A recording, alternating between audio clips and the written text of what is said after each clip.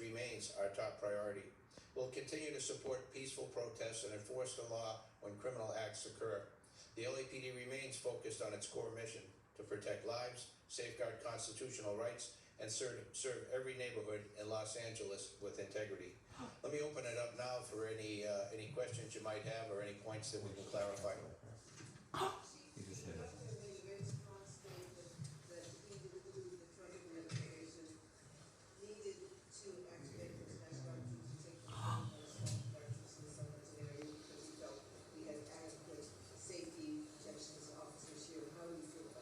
Yeah, if I don't know what base.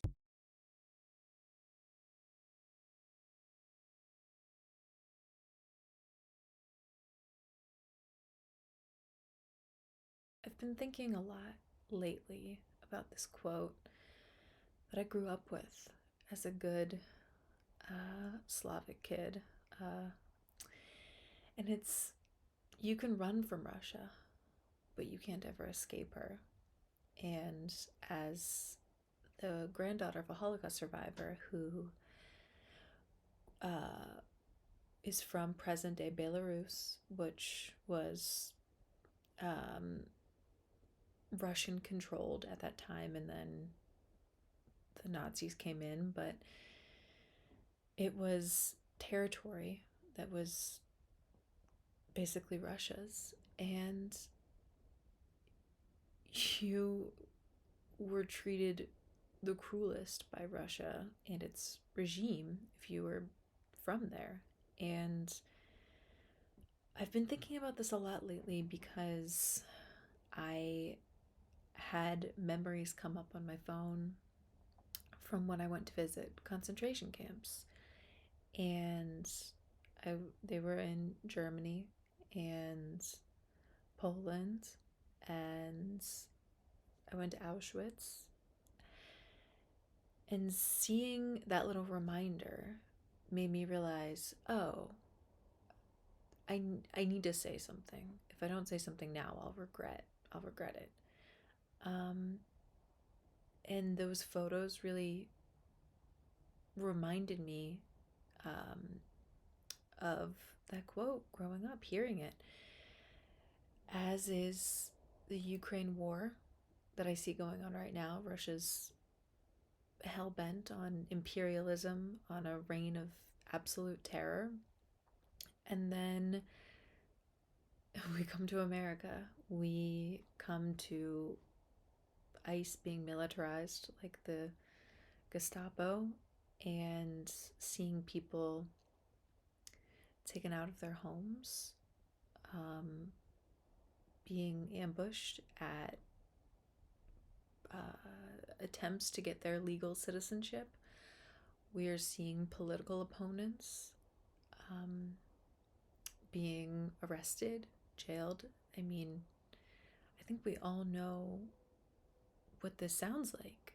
And then I got to thinking more about a quote from Anne Frank's diary, and going to pull it up. The quote from Anne Frank: "Terrible things are happening outside. At any time of night and day, poor helpless people are being dragged out of their homes." 1/13/1943. And watching a woman be dragged from her driveway today, you can't help but not say something. I mean, haven't we all been taught, if you see something, say something? I'm lucky in that I have a unique perspective because I grew up being warned about this my entire life, of what happens when you give fascism a foot in the door. It kicks its other foot in. And then I thought, how is this all coming together for me? And it's the fact that I had attempted to post a TikTok before the election, comparing Trump's Madison Square Garden rally to a lovely Nazi rally in the 30s at that same location. And my post was flagged for community guidelines. It was informative, and it talks about a quote from a gentleman that I'm sure you'll recognize, or a poem, I should say, that I'm sure you'll recognize. So I'm going to pull that up. First, they came for the communists, and I did not speak out because I was not a communist. Then they came for the socialists, and I did not speak out because I was not a socialist. Then they came for the trade unionists, and I did not speak out because I was not a trade unionist. Then they came for the Jews, and I did not speak out because I was not a Jew. Then they came for me, and there was no one left to speak out for me. And the author of this poem was Pastor Martin Niemöller, and he was a early supporter of the Nazis. After being ordained in 1929, he remained a strong supporter of Hitler, despite the party's hatred of and discrimination against Jewish people and other groups. Like many Germans at the time, Niemöller believed that Nazis and Hitler would provide a strong leadership to make Germany a powerful and respected nation again, make Germany great again. He also saw the Nazi Party as a way for Germany to return to the Christian morals he thought he had been abandoned, even though he referred to Hitler as an instrument sent by God. Niemöller's eventual split with the Nazi Party came when they started to control the German Protestant Church. They appointed an official leader of the church and changed the text of the Bible to remove what the Nazis saw as Jewish ideology. Woke, perhaps? DEI? Niemöller ended up getting arrested and was sent to Dachau and Sachsenhausen concentration camps until liberation from American soldiers in 1945. A former cellmate of his, Leo Stein, asked why he supported Hitler and Nazism, and here was his answer. I find myself wondering about that too. I wonder about it as much as I regret it. Still, it is true that Hitler betrayed me. I had an audience with him as a representative of the Protestant Church shortly before he became Chancellor in 1932. Hitler promised me on his word of honor to protect the Church and not to issue any anti-church laws. He also agreed not to allow pogroms against the Jews, assuring me as follows: there will be restrictions against the Jews, but there will be no ghettos, no pogroms in Germany. In El Salvador, perhaps? Libya? On the other hand, I hated the growing atheistic movement which was fostered and promoted by the Social Democrats and the Communists. Their hostility toward the church made me pin my hopes on Hitler for a while. I am paying for that mistake now, and not me alone, but thousands of other persons like me. And I end it with, when fascism comes to America, it will be wrapped in the flag and carrying a cross. Fascism sucks everything into it like a black hole. No one is safe. No one is exempt. The closer you are to power, the more in danger you are. If you don't realize it already, they're already coming for people that maybe you deem undesirable, or unfortunately some parts of America do, but just like the poem, I didn't say anything until they came for me and there was no one left to speak. And we have to realize that this fascist regime is not going to end well. It's either going to end in a toppling, or it's going to end with total control. There's no happy medium in an authoritarian or fascist regime, and if you don't realize that now, you are going to be like Pastor Niemöller in a camp wondering why there's no one left to speak for you when you were not outraged at the loss of freedom for others. If one person in America loses their freedom, or the Constitution is suspended, we're all in trouble. This system is based upon fairness and equality. If we start stripping away the rights of others, there's no stopping when it gets to you. They'll find a special reason for you to be taken. Political prisoners were some of the first people taken in the Holocaust. And then they moved on to people that were deemed more undesirable. But first, it was political opponents. Is this the kind of world we want to live in? Is this the America we want to live in? Because no one wins here. The only people that win are the maybe 4 people in power. Trump, J.D. Vance, Stephen Miller, and that's pretty much it, and their families. Everyone else is on the chopping block. That's what fascism does. And I can't predict what will come first. Total control or a collapse of the regime. I think you can guess which side I'm cheering on. But I can extend a warning in the meantime from what I've learned growing up hearing stories about the Holocaust and how to be on the right side of history. And it's from a book that is supposed to be based upon what occurs in 2025 called Parable of the Sower. And it has quite a warning for us. The main character in Parable of the Sower, it's set in a dystopian future, 2025, where America has collapsed. Sound familiar? Highly recommend the book. And the main character has a syndrome called hyperempathy. And it's deemed a psychological disorder caused by her mother's drug use. I feel what I see others feeling or what I believe they feel. Hyperempathy is what the doctors call an organic delusion syndrome. Thanks to Parasicecto, the particular drug my mother chose to abuse before my birth killed her, I'm crazy. I get a lot of grief that doesn't belong to me, that isn't real, but it hurts.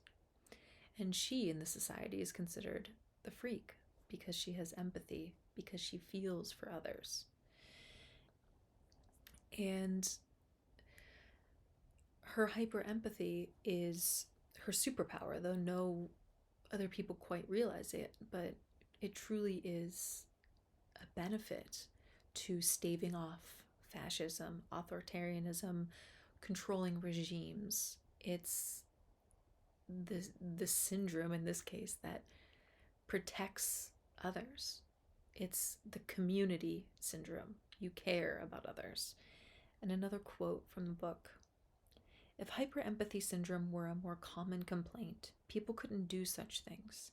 They could kill if they had to and bear the pain of it or be destroyed by it. But if everyone could feel everyone else's pain, who would torture? Who would cause anyone unnecessary pain? I've never thought of my problem as something that might do some good before, but the way things are, I think it would help. I wish I could give it to people. Failing that, I wish I could find other people who have it and live among them. A biological conscience is better than no conscience at all.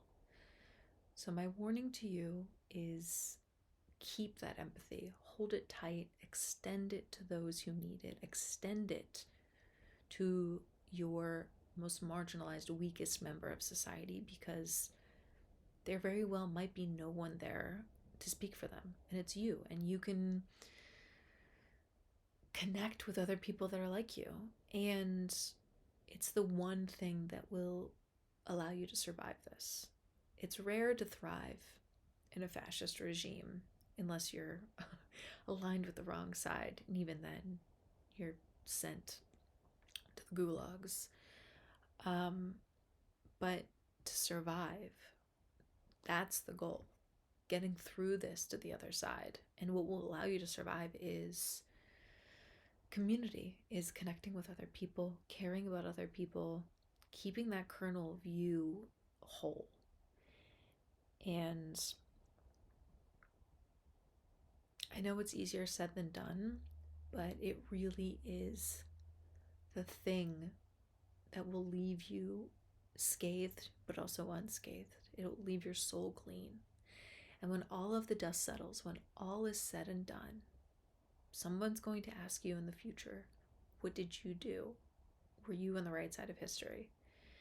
And I always like to tell people, or ask them, what was the name for the Nazis that supported Hitler for economic reasons, for religious reasons, for fearful reasons, for whatever reason you could come up with? And there is none. The word is Nazi. There's no delineation for any of these ideas, any of these reasons one could give. And just following orders is not an acceptable defense these days either.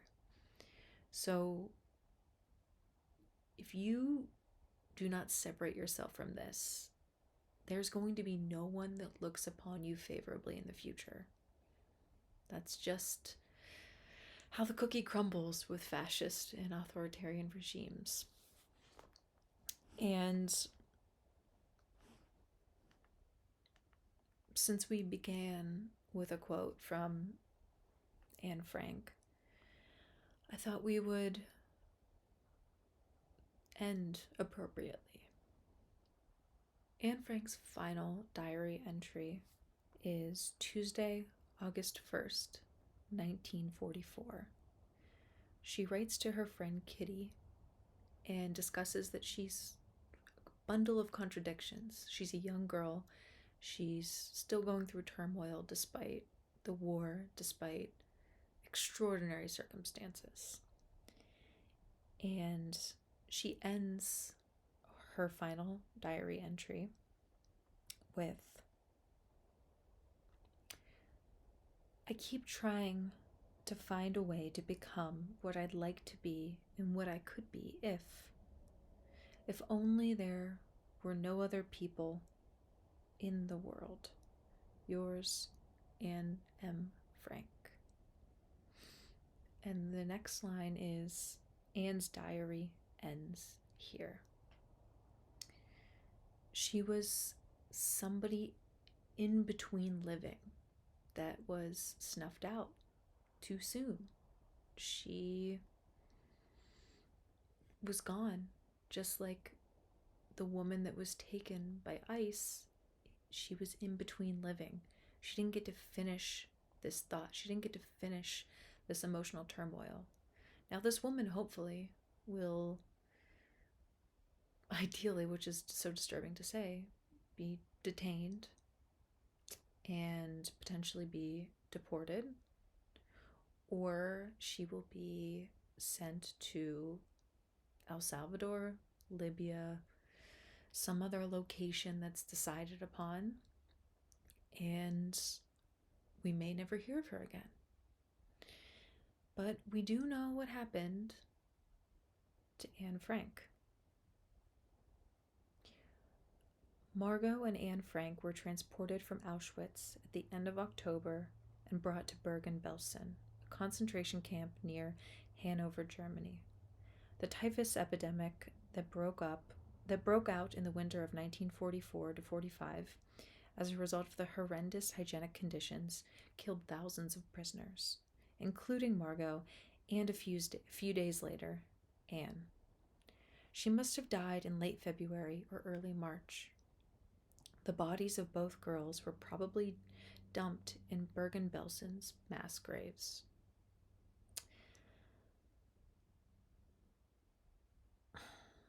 The camp was liberated by British troops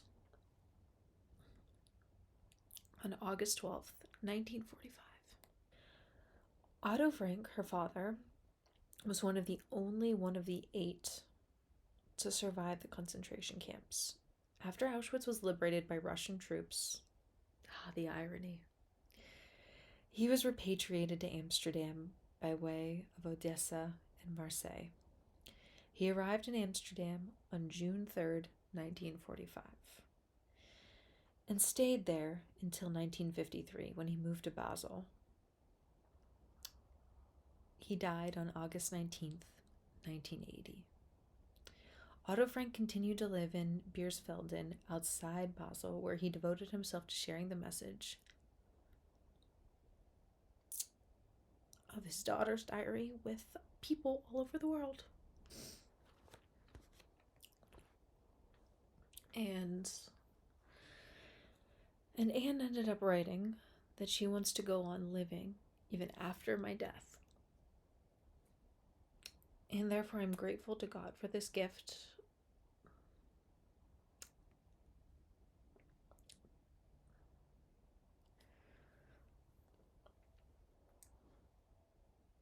This possibility of developing myself and of writing, of expressing all that is me.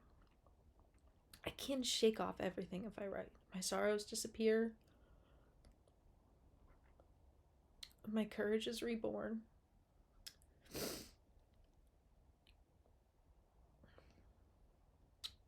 But, and that is the great question, will I ever be able to write anything great?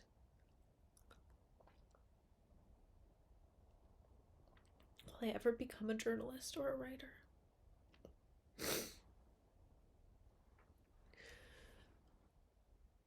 We don't get to go back in time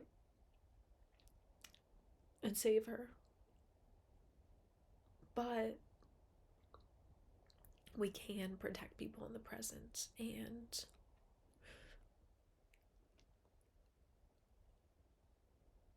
make sure this doesn't happen again.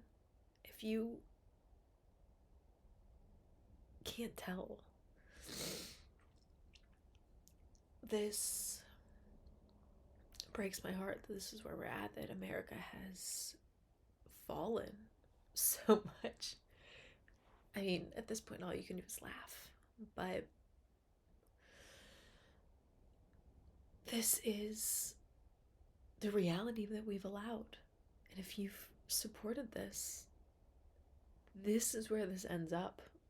There's no cutesy, fun way to wave this away. These are people's lives, people's futures. The people that are taken away,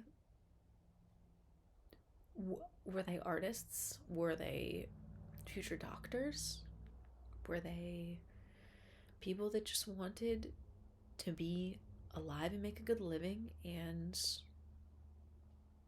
do what we all do, exist?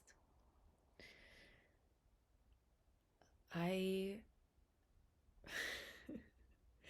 can't believe I made this first video crying like this, but all we have now is survival and empathy. And it hurts to care, but it's so profoundly important not to normalize any of this, because once you normalize it, it's only going to get worse. The infringements will only get worse. I understand going about your day. War still brings upon dinners, drinks, births, deaths, celebrations, work, just amidst checkpoints and bomb sirens. I mean, we're seeing this right now all over the world with our recent change of regime, with a desire for imperialism and expansion. It's not going well. But I think I'm going to leave you with Anne Frank's final journal entry in its entirety. So you can realize how much of a person she was. How much of a person you have to realize every person ICE is picking up is as well. just as you are made of bone and flesh and brain matter, so are they. We've created all these divides between us. You don't need to look at them like they're less than, like they're evil.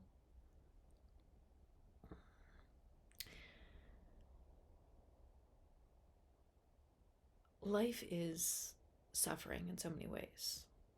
We're born to die. Don't make life harder for another person on this planet. You're better than that. We're all better than that.